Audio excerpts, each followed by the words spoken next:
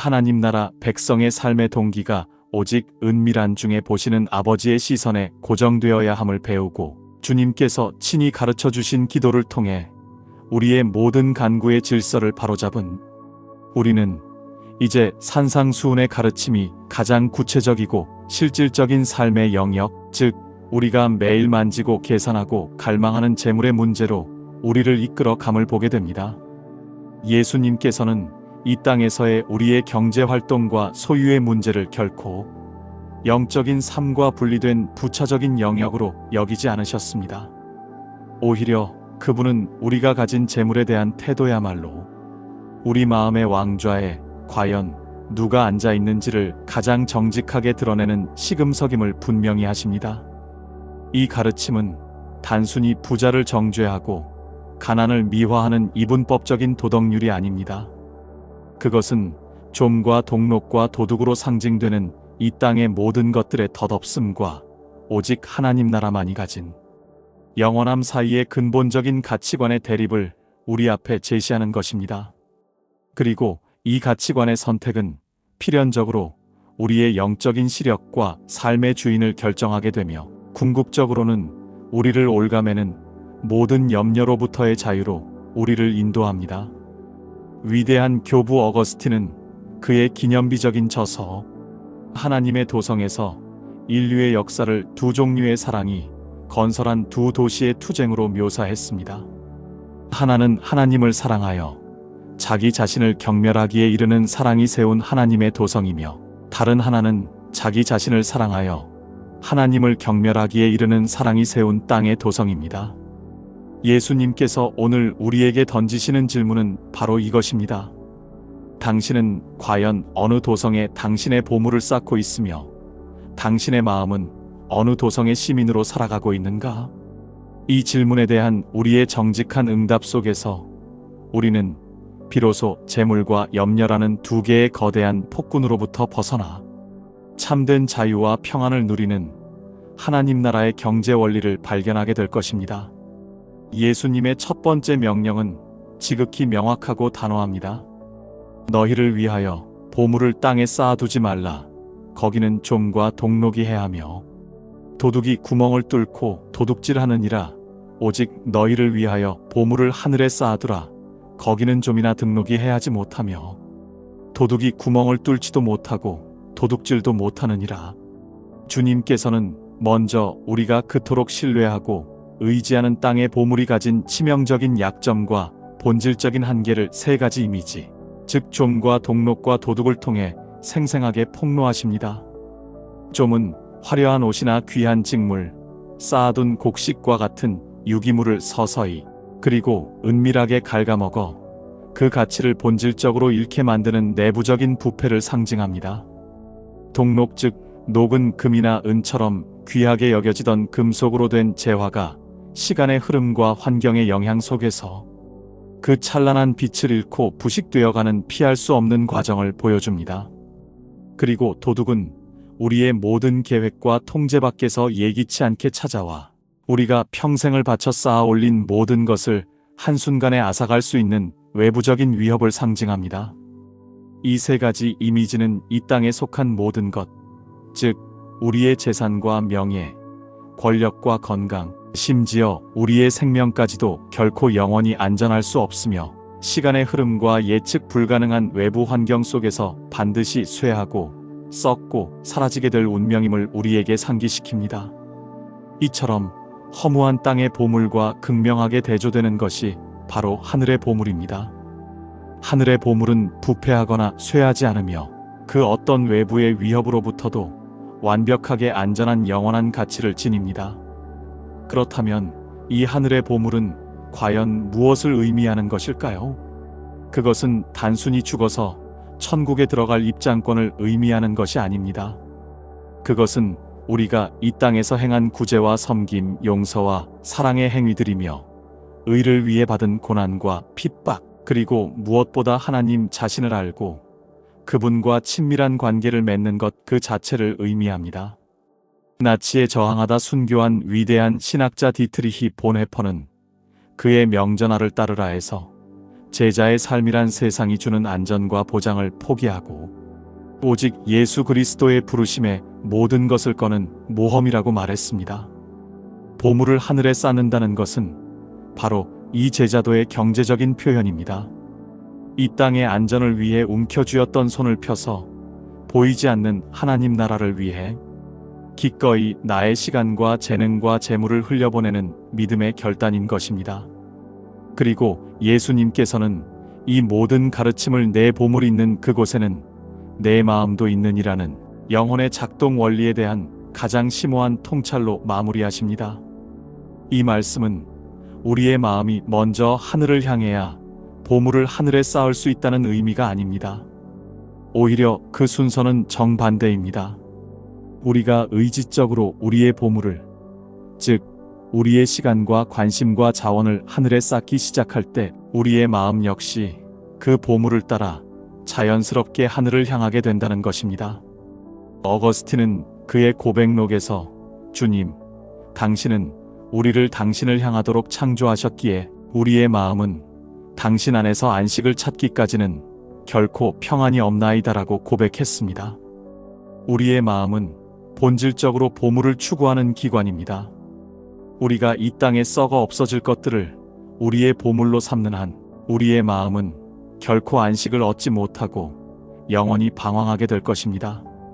오직 영원하고 변치 않는 하나님 나라에 우리의 보물을 투자하기 시작할 때 비로소 우리의 마음은 그 참된 안식처를 발견하고 하늘에 굳게 닻을 내리게 될 것입니다. 우리의 마음이 어디에 보물을 쌓고 있는지는 필연적으로 우리의 영적인 시력, 즉 세상을 바라보는 관점을 결정하게 됩니다. 예수님께서는 이어서 눈은 몸의 등불이니 그러므로 내 눈이 성하면 온몸이 밝을 것이요 눈이 나쁘면 온몸이 어두울 것이니라는 비유를 통해 이 진리를 설명하십니다. 눈은 외부의 빛을 받아들여 온몸이 올바른 방향으로 나아가도록 인도하는 중요한 기관입니다. 마찬가지로 우리의 영적인 눈, 즉 우리의 마음의 시선이 무엇에 고정되어 있느냐에 따라 우리의 전인격적인 삶의 방향이 결정된다는 것입니다. 여기서 눈이 성하면으로 번역된 헬라어 하플로스는 단순히 시력이 좋다는 의미를 넘어 단일한, 순전한, 나누어지지 않은, 그리고 관대한이라는 풍성한 의미를 가집니다. 즉, 우리의 눈이 오직 하나의 목표, 즉 하늘의 보물과 하나님의 영광에만 순전하게 고정되어 있을 때 우리의 온몸, 즉 우리의 모든 생각과 감정과 의지는 하나님의 진리의 빛으로 가득 차게 된다는 것입니다. 단일한 눈은 관대한 눈입니다. 하늘의 보물을 바라보는 사람은 이 땅의 재물에 집착하지 않게 되고 자연스럽게 이웃을 향해 너그러운 마음을 품게 됩니다. 반면에 눈이 나쁘면으로 번역된 포네로스는 악한, 이기적인, 인색한이라는 의미를 가집니다.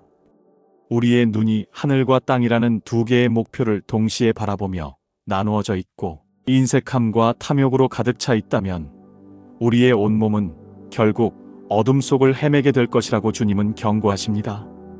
악한 눈은 인색한 눈입니다. 땅의 보물에 집착하는 사람은 이웃의 필요에 눈을 감게 되고 자신의 것을 지키려는 이기심에 사로잡혀 영적인 어둠에 갇히게 됩니다. C.S. 루이스는 그의 저서 고통의 문제에서 인간이 겪는 많은 고통이 사실은 잘못된 것을 너무 많이 사랑해서가 아니라 좋은 것을 올바르지 않은 방식으로 사랑하기 때문에 발생한다고 통찰했습니다.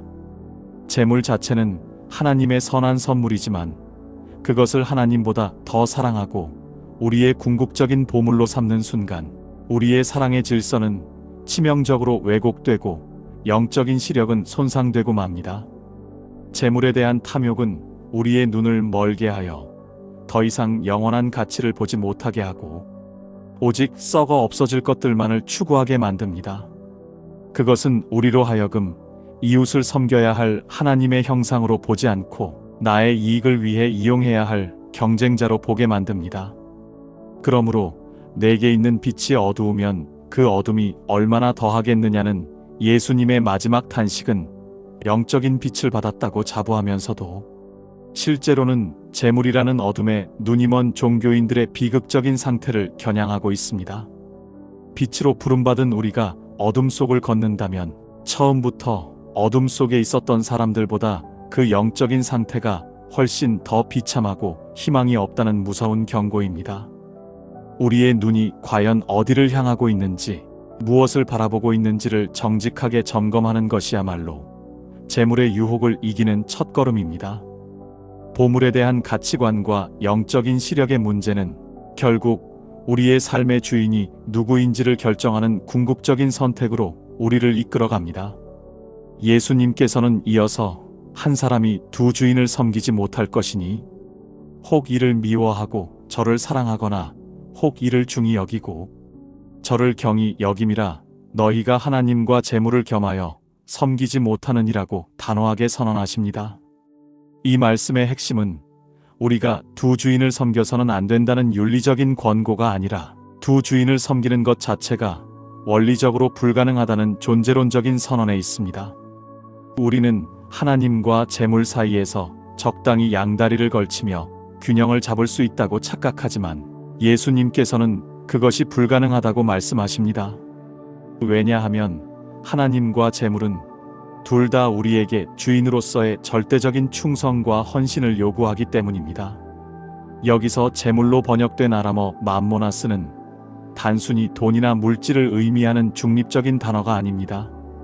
그것은 재물을 인격화하여 마치 하나님처럼 우리에게 안전과 정체성, 그리고 미래에 대한 통제력을 약속하는 강력한 영적인 우상의 이름입니다. 20세기 신학의 거인 칼 바르트는 하나님의 계시의 절대성을 강조하며 하나님의 말씀 외에 다른 어떤 것도 우리의 삶의 궁극적인 권위가 될 수 없다고 역설했습니다. 맘몬은 바로 그 하나님의 자리를 넘보는 가장 강력한 경쟁자입니다. 맘몬은 우리에게 속삭입니다. 내가 충분한 돈만 가지고 있다면 너는 더 이상 미래를 두려워할 필요가 없다. 너는 다른 사람들에게 인정받고 존경받게 될 것이다. 너는 내가 원하는 모든 것을 할 수 있는 자유를 얻게 될 것이다. 이처럼 맘몬은 우리에게 구원을 약속하는 거짓 신이며 우리에게 예배를 요구하는 영적인 권세입니다.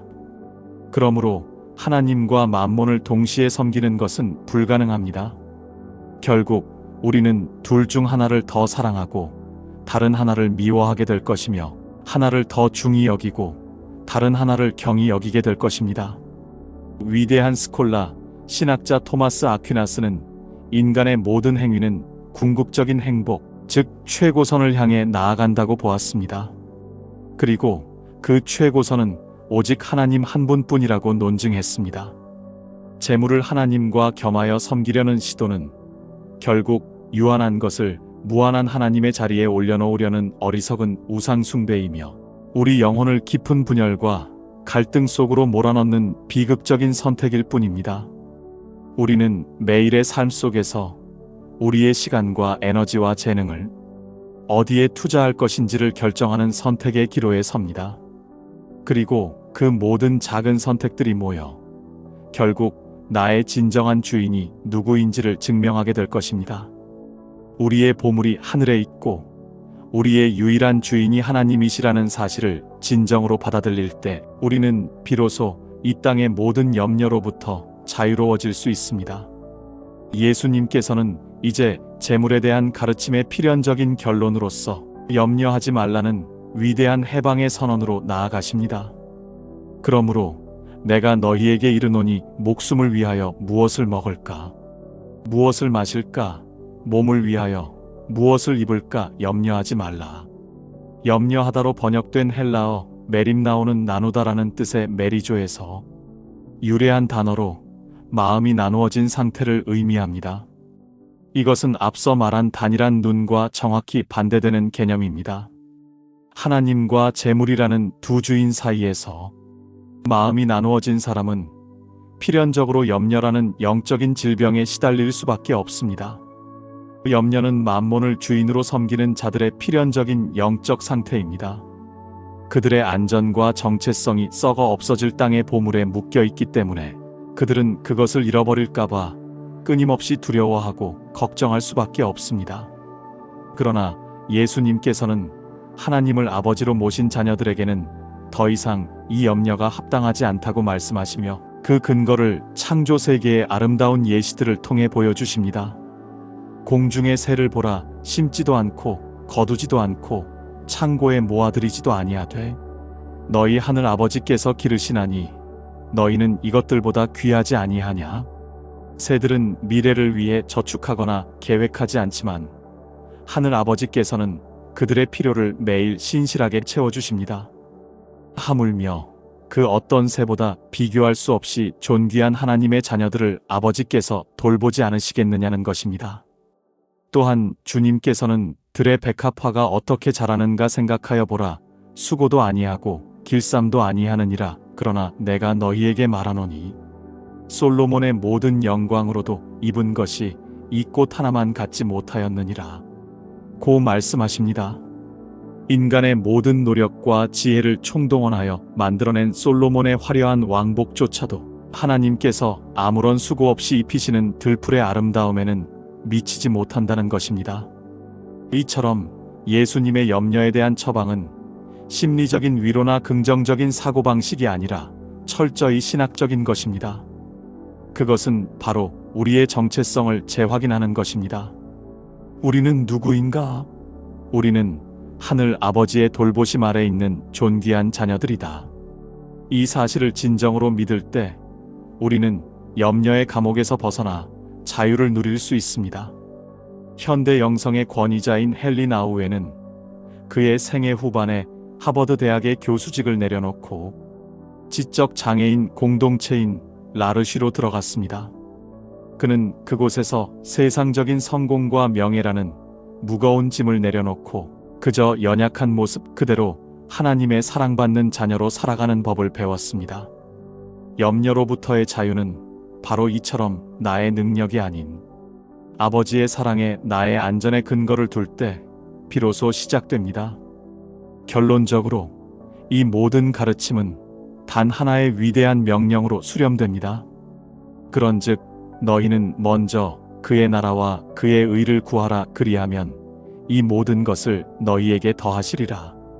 이것이야말로 재물과 염려의 문제를 해결하는 유일하고도 궁극적인 해답입니다.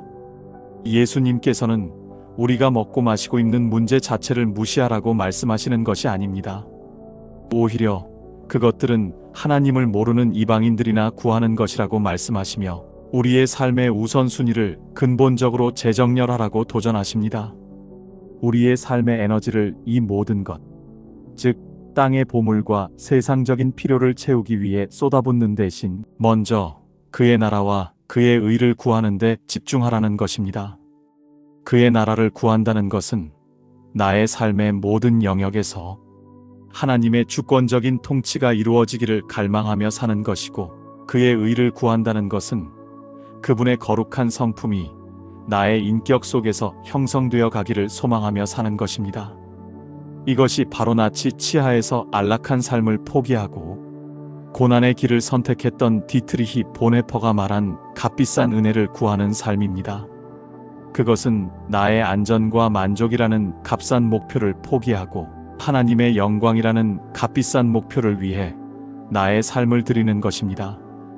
그리고 우리가 이처럼 삶의 우선순위를 바로 세울 때 놀라운 약속이 주어집니다. 그리하면 이 모든 것을 너희에게 더하시리라. 우리가 그토록 염려하며 쫓았던 바로 그 모든 것들을 이제는 하늘 아버지께서 선물로, 보너스로 우리에게 채워주시겠다는 것입니다.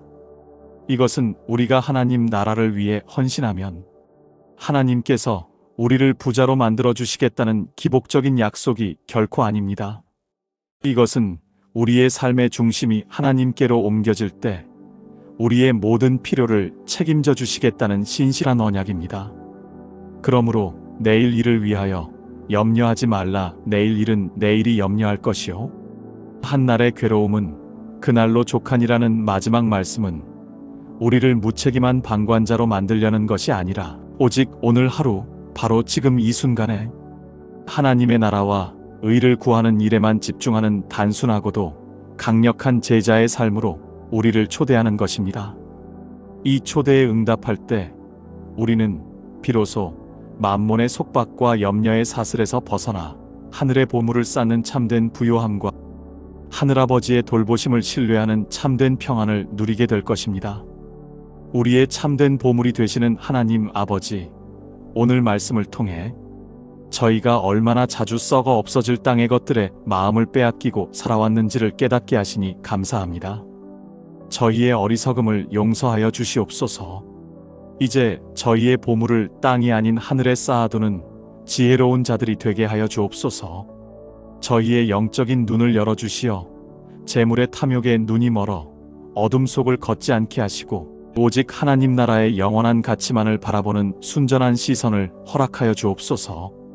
저희가 하나님과 재물을 겸하여 섬기려는 어리석음에서 벗어나 오직 하나님 한 분만을 저희 삶의 유일한 주인으로 모시게 하여 주옵소서. 공중의 새를 먹이시고 들의 백합화를 입히시는 아버지의 신실하신 사랑을 굳게 믿음으로 저희의 삶을 짓누르는 모든 염려와 두려움의 짐을 주님 발 앞에 내려놓습니다. 저희의 삶의 최우선 순위가 세상의 것이 아닌 오직 먼저 그의 나라와 그의 의를 구하는 것이 되게 하여 주옵소서. 그리하여 주님께서 더하여 주시는 은혜의 풍성함을 날마다 경험하며 참된 자유와 평안을 누리는 하나님 나라의 백성으로 살아가게 하여 주옵소서. 이 모든 것을 예수님의 이름으로 기도드립니다. 아멘.